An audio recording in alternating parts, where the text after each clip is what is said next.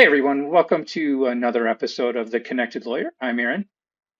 And I am Brian. And Aaron, I know a topic that's been on sort of top of mind of everybody that I know lately has been the LastPass breach and sort of the fallout from that and what's going on with it. So I was hoping you had some thoughts on that. I have a lot of thoughts. It's an interesting situation, and it's interesting on so many levels. And maybe the highest level that it is interesting on is that we have talked about this possibility forever, right? You know, you and I do security seminars and we do educational programs that often, relate to this kind of technology, not necessarily LastPass, but the general idea of password management tools. And one of the things we always say is that they're a zero knowledge company. And so, even if they were to get breached, all of your passwords are stored only locally. And when they're stored in the LastPass servers, they're encrypted. And everybody says, the people that use it anyway, they say, yeah, that makes perfect sense. I'm totally comfortable with that. And then it happens and everyone freaks out. That's exactly. I know, especially when I first started talking about using password management tools, which to start off, I cannot recommend highly enough. Passwords are a terrible way to do things from a security perspective, but it's what we're reduced to, at least at the moment. At the And moment. if you're going to do that, you have to use a password manager. But I always got the question, well, what happens, if they break in and steal all your passwords from your password manager? And the answer is what you said. The way they store it does not make those available necessarily to somebody who steals them, depending on what provider you use and how exactly they do it. But it is interesting the number of people who have just completely freaked out about this. So how freaked out should we be? Well, it is concerning. Okay, so I don't mean to make light of it, and I do kind of want to spend our show today kind of talking through, the parts of it that we should be taking seriously.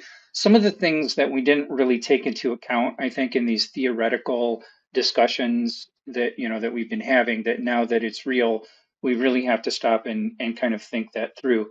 And I will join you in what you just said that you do have to use a password manager to be secure. It's almost, I suppose there are ways to do it with the notebook, and then you have to keep that notebook secure. It you couldn't travel with it, for example. That would be silly. And so anytime you're outside your home and away from your safe or however you keep that kind of information, you're just sort of at the mercy of not knowing any of your passwords. So it's kind of difficult to do. And I will also say, and this relates directly to the security risk that I think this breach presents, is it's a good opportunity to kind of think through what is a strong password. What characteristics does a password need to have in order to be strong? And by strong, I mean that it isn't, it can't be guessed either by looking at a list of known breaches or by doing this brute force where you just guess, over and over and over lots of different combinations until you have the right answer. And so, in order to satisfy those two prongs, it has to be unique, right? It can't be used for any other purpose. The password for LastPass, for example, has to only be for the purpose of LastPass. It can't also be the password to Netflix, for example. And if it's the password to everything, then you're in a whole bunch of trouble, because then you're basically saying if any single company or app or whatever that I deal with, if any single one of them gets breached, I'm comfortable with all of them getting breached. It's kind of like the Titanic theory that, if we have a gouge in the front of the ship, that fills up all the parts of the ship all at once, because there's no firewalls in between the compartments. So Yeah, and that's something sort of you run into a lot is people want to reuse the same password. right. And I was talking about this once, and I saw data, and the numbers here are from my recollection, so I'm sure they're completely inaccurate. But it was somewhere along the lines of they did a survey, and like 40, I mean, like 80% of the people recognized that they should not reuse the same passwords, and like 30 or 40% of them, those people did it anyway, Yeah. and they do it because it, doing something different was more complicated or too hard for them from that perspective, presumably because they didn't use a password manager and they were, trying to keep all these passwords in their head or whatever, and it just that doesn't work. So I agree with you, reusing passwords is the worst thing you can do. Yeah, and it's physically or mentally whatever, it's totally impossible to have appropriate passwords and keep them all in your head unless you literally only have, four or five, maybe seven at the most accounts, which most people have hundreds of accounts. You just look at Netflix, Google, Apple, Amazon, I mean, you can easily Right. get up to 10 accounts for just anyone, even a person who's not really using their computer that much. They're going to have their bank in there, things like that. The other thing that was interesting to me in breaking down this breach was learning more about just the mechanism of brute force attacks and how they work. And they all revolve around this mathematical concept called entropy. And entropy is there's a calculation, a mathematical equation to calculate entropy in a password. But essentially, it's a function of two things: the length of the password and the character set, the size of the character set. Okay. So if you're only using PIN numbers, right, then the size of the character set is 10, right? It's 0 through 9. So there's 10 characters that you have Right. available to you for each position of the password, each digit of the password. And so numbers has a very small character set. Now, if you add letters, you now add 26 additional characters to your character set. So you have a 36 range character set, and so that increases the entropy for the same number of password because there are more choices that you have to select between. Or if you're case sensitive, that's 52 instead of just 26, right? Yeah, if you add uppercase and lowercase, so now we're at, in terms of what they call degrees of complexity. We start with numbers, that's 1 degree of complexity. Letters of a case would be 2 degrees of complexity. Both cases would be 3 degrees of complexity. And then the fourth degree of complexity would be symbols that are supported by a standard, I guess, a UTF-8 character set, or the standard QWERTY keyboard character set. The number of characters that are available in that standard is uh, that number of increase of the total character set. But then interestingly, that's kind of a deceptive equation. And so when they break these down and they really look at password strength, for example, the letter S, uppercase, lowercase, including an ampersand and a dollar sign, are all viewed as the same character. They instantly, if they're trying an S in this position, instantly try all things that people could recognize as an S all at the Okay. same time. And A the same way. The A, the at sign, the asterisk, all of these things that are sort of A-ish all get sort of tried at the same time. And further interesting, some of these combinations themselves can reduce the character set. So if you say my password is, all apples are great, the word apples is a unit. Okay, and so you may think that you have a whatever that phrase is, 25 character password. You really don't, because Apple in all its variations is is a unit. It's Right. not a character, but it's definitely a unit, and it's a dictionary word, and so it will be tried in different places as a unit. And remember that these programs that are doing this, they're massively fast computers. The hackers responsible for this breach and other really high profile breaches, they've been very successful over the last 60 months. They're quite well funded. They publicly recruit for people who have the different skill sets, including people who are customer support professionals, um, marketing professionals. They operate like a company and they recruit for the best in the business. So they have very powerful computers that are now benefiting from advances in AI. And so they can try different password combinations in a much more sophisticated way than we've been giving them credit for. And so the point of all that is the only way to choose a password that is difficult to crack is to choose a password that is very high in entropy, meaning that it has to be long. It has to have the biggest character set possible, meaning numbers, uppercase, lowercase, and symbols. And those characters, the numbers, the uppercase, lowercase, and the symbols, have to be randomized in a very high entropy way. You know, they shouldn't be grouped in units like words and things Right. like that, years, you know, pet names, whatever.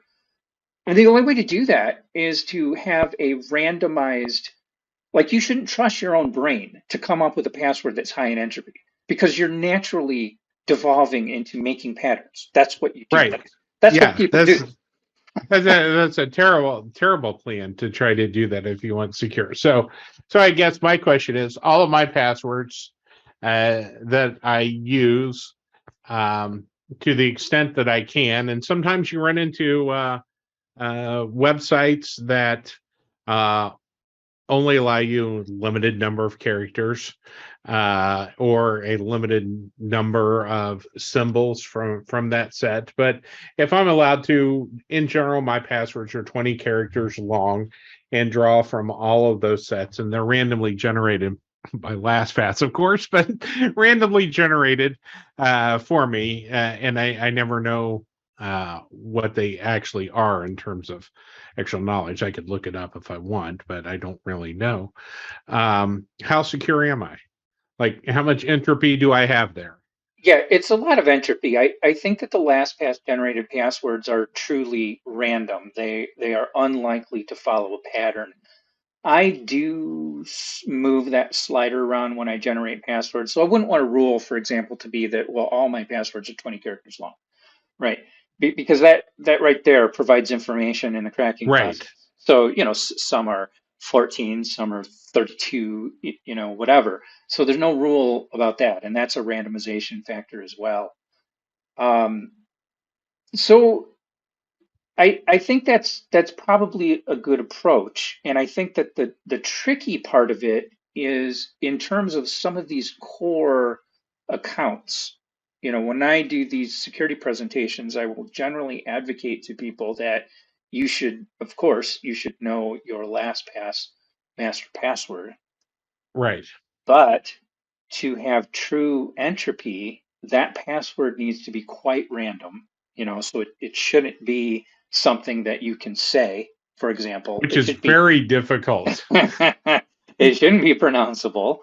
And so what you have to do is you sort of have to adopt a random string with 4 degrees of complexity and commit the time to memorizing it as if you're learning a foreign language.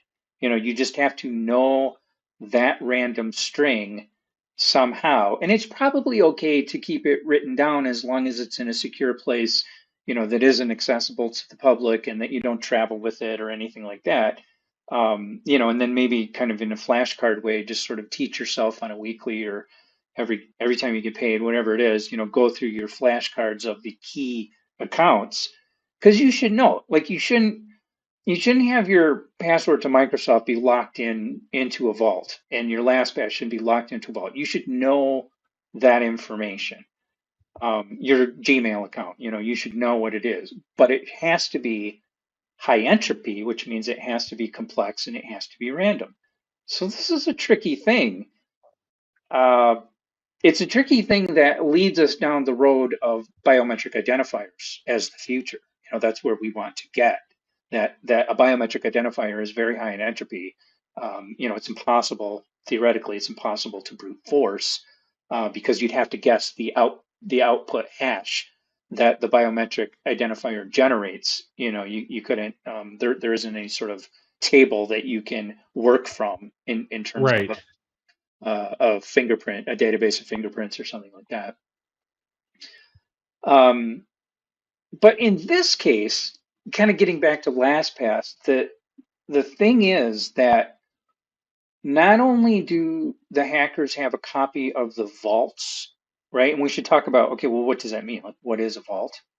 But they also seem to have a copy of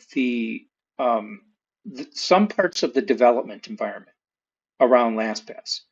We don't know, and I guess it's appropriate that they wouldn't tell us exactly what has been stolen in terms of the source code, but they do, Right. they do indicate in their public notices that, hey, some parts of the development environment, some of the source code has been taken.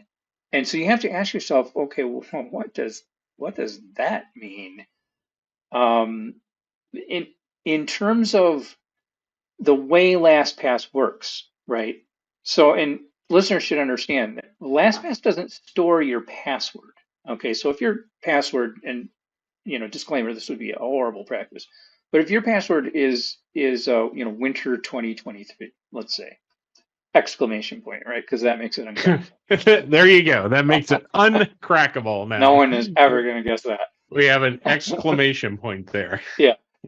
Um, so that's your password, winter 2023 exclamation point. Now that text is not in the LastPass servers. That's not what happens. What happens is the phrase winter 2023 exclamation point, the first thing that happens to it is it gets salted.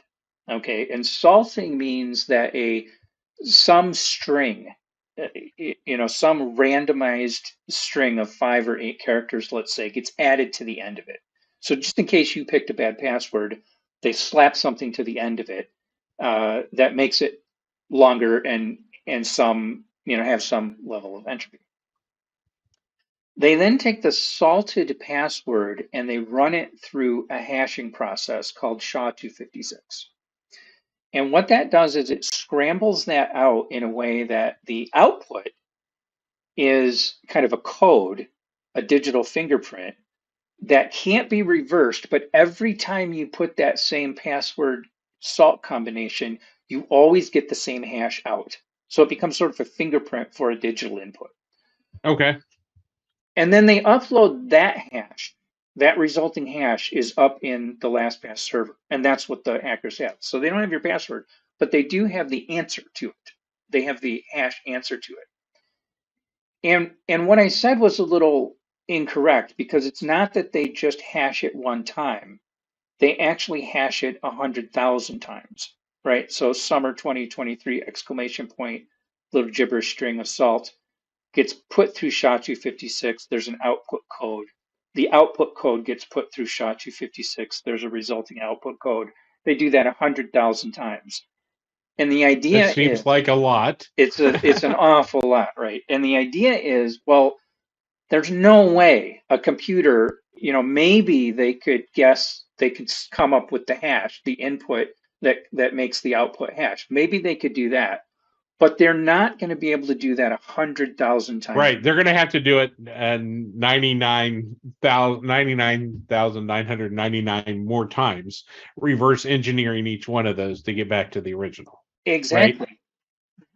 But if the hackers took the development environment and the source code that provides the exact way that a password input produces the hashed output, now they've cut their work by 100,000 fold. Okay. Right. So that's the first concern, that we didn't really bank on the hackers taking both the way to generate the hash um, skeleton key as well as the vault that they're trying to hack into. And so this idea, and this is called, that 100,000 hash iteration, I think would be called a post quantum cryptography compliant standard. If you look at the NIST cryptographic standards, they have a division in the National Institutes of Science and Technology. They have a division called post quantum cryptography standards. And that's what we're talking about here. Okay. But if you know, if you have the roadmap to developing the hash, and you could just put a password in and it immediately results in this 100,000 hashed answer, um, it's not really as secure as we thought it was. Right. They have a lot. The other part of this is that, so you can think of your vault as kind of a text file, that's filled with usernames and passwords, and that text file is encrypted using the hash we just talked about. That's the private key to that encryption, that encrypted vault. Um, they have that offline. That's what was stolen. And so if all you do is change your LastPass master password, you really haven't taken yourself out of the breach, right? Because they still have the old text file that was encrypted with your old LastPass password. And so they have the machine that generates the hash. They have the offline copy of the encrypted vault. So now all they need to do is run guesses in until that vault opens up. And even though you may have changed your LastPass password, when the vault opens up, it's going to dump out all the passwords that were there as of the date they copied the vault. Okay. Right.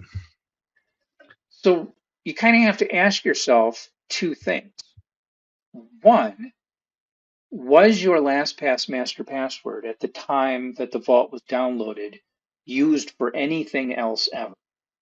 If so, it very well could be on one of these lists of passwords involved in a breach, of which they have complete access to. They're globally public knowledge, and so they're going to open the vault. If not, if that LastPass master password was never used on anything else other than LastPass, but the LastPass master password was low in entropy, they're going to open the vault, because they don't have to make that many guesses with a high-powered, sophisticated computer that knows the hashing mechanism that LastPass uses, because they stole that as well. So the only way to really kind of be comfortable with this is if you have a totally unique password that was very high in entropy. And even then, I would change my LastPass master password and all the passwords inside of it, because it's just a matter of time before they become public. Okay. So is that sort of your recommendation? Change your master password and all of the stuff inside? That is my recommendation. I would change the master password immediately, because as soon as they open the vault, they know what that password is, which means it's burned. It's no good. Um, and then, depending on your answer to those two questions, that would inform you of the urgency by which you should change all the passwords inside the vault. If, for example, it was a totally unique LastPass master password, and if it was very high in entropy, so it's very unlikely to be cracked, even with their knowledge of the method by which the hashing happens. Um, if it's high in entropy, I would say that you could do this in kind of a measured way, right? It's going to take time. The low hanging fruit are the easy low entropy passwords, or the ones that were of public knowledge already. And so you could probably do this in a measured way. And I would say first quarter of 2023 is your deadline. Finish it up by the first quarter and get all the passwords completely changed and randomized. Good Okay. opportunity to triage your LastPass vault, kind of categorize things in case of another breach, which ones are critical, like financial or administrative accounts, things like that. You can delete, you can go ahead and close accounts that you're not using as part of this process. Things, kind of a housekeeping process, I think. I would also point out, and I'm a LastPass user and I use LastPass as well. There are other services out there. I'm sure other services do this type of thing as well, but LastPass will run basically a security check on your passwords and logins and tell you, hey, you've reused this password or this password is weak or whatever. Yeah. And in my experience, it's a good way to try to identify those accounts you either need to get rid of or upgrade your security on. Yeah, and they kind of gamify it. You know, you get a score, and the Yep. better you follow these good practices, the higher your score. So they kind of make it organized in that way, to try to drive that score up and also manage the system. It's a reason, kind of an employment dynamic, a reason to come back to it and keep um, curating Right. your password vault. One thing I see a lot, and this is even in, like legal security journals, whatever, bar associations are putting this out there. I saw Wired magazine put this out there. Now's the time to ditch LastPass, and instead of LastPass, we recommend 1Password or Bitwarden or something like this. And I'm thinking, okay, where has someone made the case that 1Password or Bitwarden does business so differently that they're immune to this sort of thing, right? I mean, if that's what you're thinking, well, LastPass had a breach, so I'm just going to jump to the one that wasn't breached. Where, what is the rationale for that? You're going to something that basically does the same thing, basically works the same way, just hasn't yet been breached. And it's almost like that old parable. Like there's two barbers in town. One has a great haircut, and the other one doesn't. Who are you going to go to? Well, you're going to go to the one without the great haircut, right? Is that the answer? I'm not good at these things, but because the he's the one that cuts the other guy's hair. In Right. other words. And anyway, I'm just saying, I don't know that switching from one company that stores your passwords in an encrypted vault in the cloud to another one that does that as well is the answer here. And in some ways, I'm kind of maybe comforted is the wrong word, but I like seeing a company when they give detailed sequential breach notifications as they find out more information, they push it out there to the public. um, they're obviously have a huge remediation program wrapped around them. They are obviously making a lot of changes in the platform. Is there not some argument to be made here that by virtue of this happening and all the remediation steps that are being taken, that they will end up more secure than they ever were before? Isn't that at least reasonable to think? It's I let's certainly hope that's the case. So I take it from that you're not planning to leave LastPass anytime soon. I don't know what the other option is. I think that until there's a better option in the world other than passwords, you need a password manager. I think that I just am not aware of a specific case to be made that 1Password manager is better than another. And I'm definitely not a fan of trying to keep track of hundreds of passwords, um, Manually. manually, that have high entropy and need to be changed on a periodic basis. And I just, and then if you lose that, there's, are you going to make backups of it? Are you going to scan it? Are you going to copy? I mean, like what are you going to do here? Here's an interesting thing though, and this never really occurred to me before, but what some people might do is in terms of cryptographic assets. So the way that cryptocurrency is held, for example, or NFTs or any sort of cryptographic asset, is it gets stored in a wallet, a blockchain wallet. And a blockchain wallet is comprised of a public address and a private key. And the private key is this long kind of computerized codish thing that no one would remember. No one is going to remember their private key. They rely on software to do that. But the way the private key is generated is usually through the sequence of words. They call it a seed phrase. And so what you do is you put in a 12 word seed phrase that gets hashed into a compliant wallet, a compliant application, which then generates your private key and the corresponding public key for cryptographic assets like Bitcoin and Bored Apes and things like that. Well, if you were to store your seed phrase in LastPass and there was a breach that suggested you need to change all your passwords, it's impossible to change a seed phrase, right? Right. That is an account that has a password that is baked in. It is a permanent password that cannot be changed. So what you'd have to do is essentially close that account completely, all the accounts that relate to a seed phrase, move all those assets to new wallets and regenerate all the seed phrases and start over. So it's actually a very good lesson in this idea that you should never ever store cryptocurrency seed phrases or private keys in a password manager at all. That would never make sense. So where should you store them to keep them secure and accessible? It's a really, really good question. And it kind of gets at this whole, I don't know, sort of a debate seems to like really downplay the acrimony that's involved in this discussion.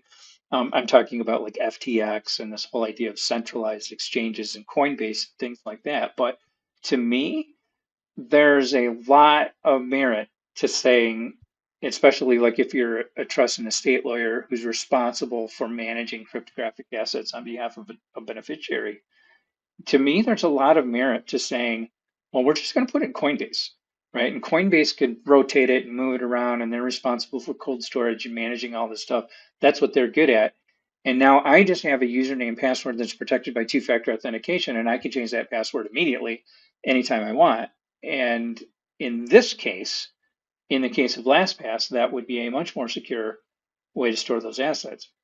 I think the problem is that there isn't sufficient regulation to wrap around Coinbase to say, well, if they implode like FTX, if they turn out to be, scoundrels or something like that, that there's some protection for the depositors, like there would be when you own stock and it's held by, Fidelity or Vanguard or some regulated brokerage. So it's kind of a weird wild west of a thing. But in terms of LastPass, I think it's a real wake up call to say, look, you got to either put that stuff in a centralized exchange and take the risk there, or you've got to learn how to manage your private keys yourself and not be one of these people who has, 1,000 Bitcoin that they have no idea, Right, you know, right. how to access because it's on a thumb drive in the town dump. Yeah, no, we've heard plenty of stories about that. Yeah. Uh, so you mentioned before we run off here, I do want to mention something that you just mentioned, which is two-factor authentication, which is an additional layer of protection that you can add that goes beyond just using a password with any particular account. What's your thoughts on that multi-factor authentication? It's it's definitely nice in terms of adding a layer of protection. I usually caution people though that, first of all, it's not like it wraps that account in a firewall or something like that. People have this sort of impression that, well, if it's protected by two-factor, then it's impossible to access. And this LastPass breach is actually a great example of why that's not true. They are inside the LastPass server downloading source code and copies of vaults, which they can now attack offline. Now, those vaults don't also download the two-factor the two-factor settings, right? That's only protecting your login of the account. Right, You know what I'm saying? Like the two-factor isn't directly applied to the text file that's encrypted. It's applied to the account that you log into to get access to the text file, but the text file is not in the account anymore. So it does nothing there. The other thing, though, that it has now, if all the username and passwords that are stored inside your vaults are protected by two-factor, that would definitely be comforting right now because there's this idea that, okay, well, they cracked my vault open. They know the username and password, but they don't have my authenticator app or something like that.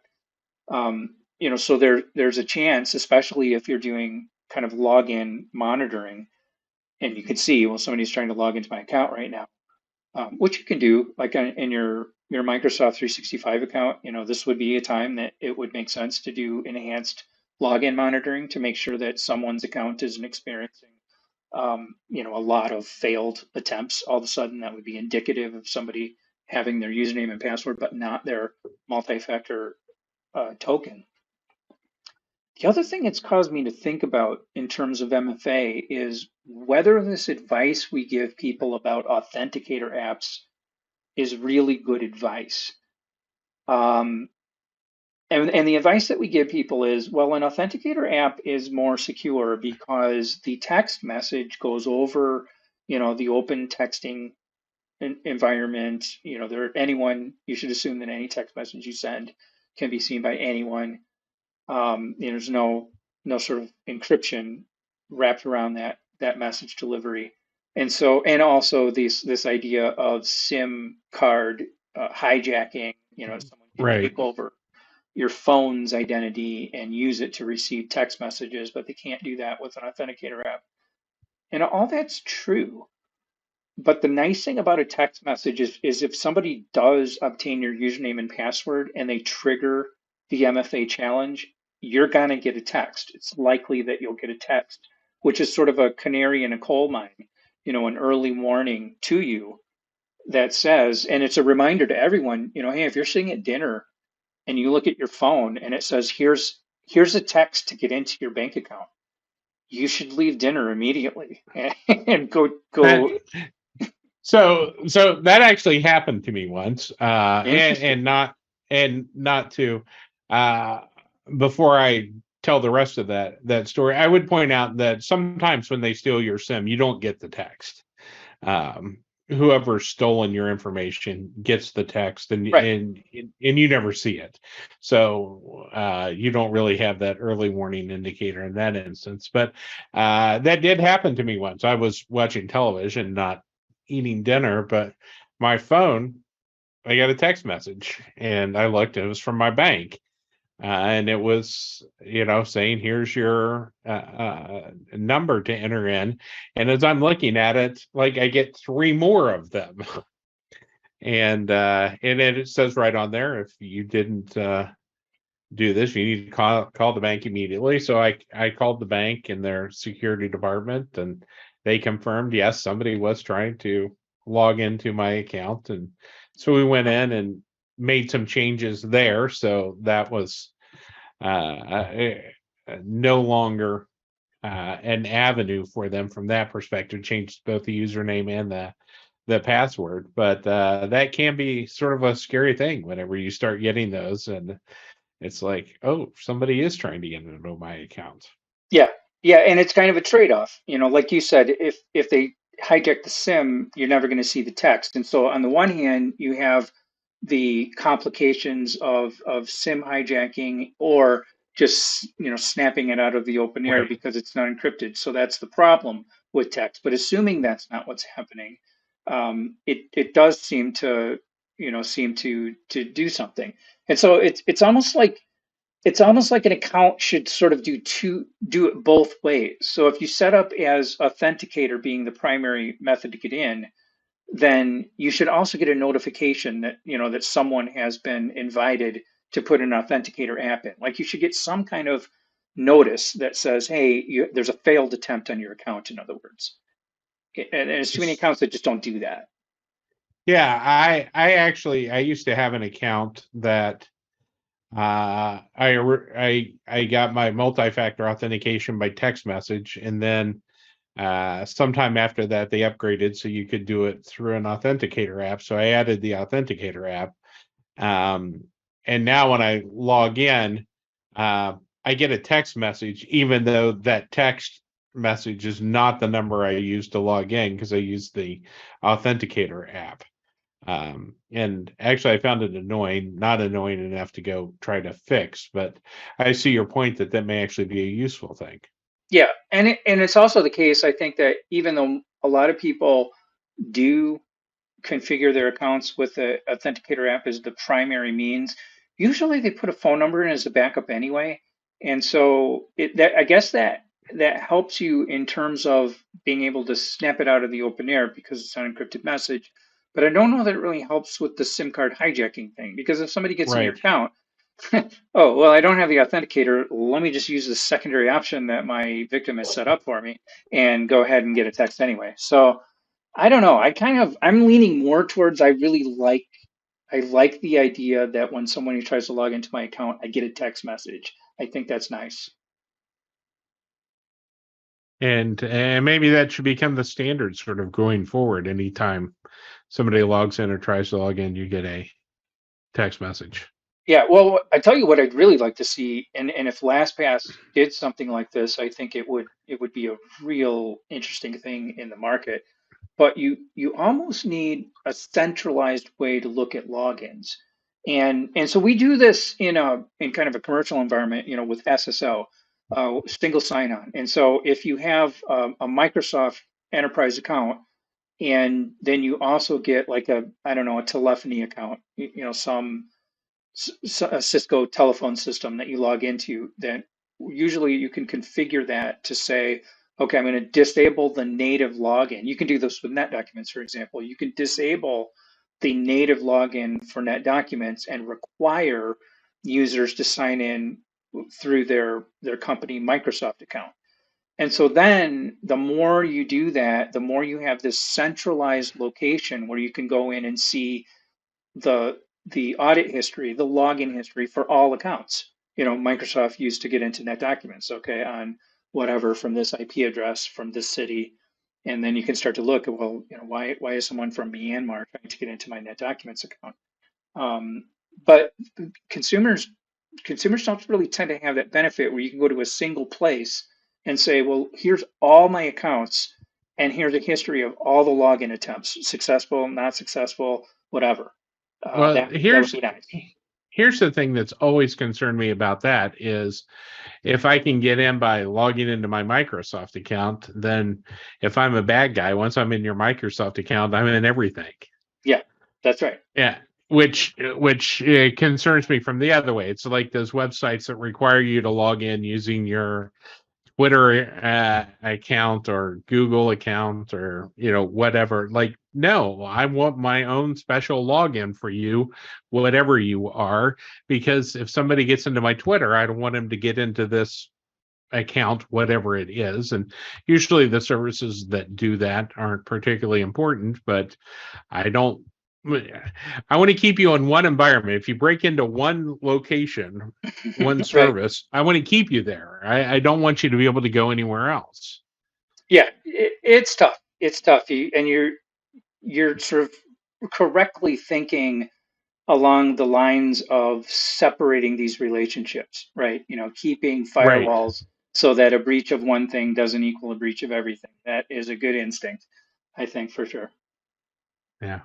Well, I looks like we're running a little long right now. This may be a good time to wrap it up. One of the things I will say, and I've done this for years. One, use a password manager. We're stuck using passwords now, and there's no way you can do this without using a password manager.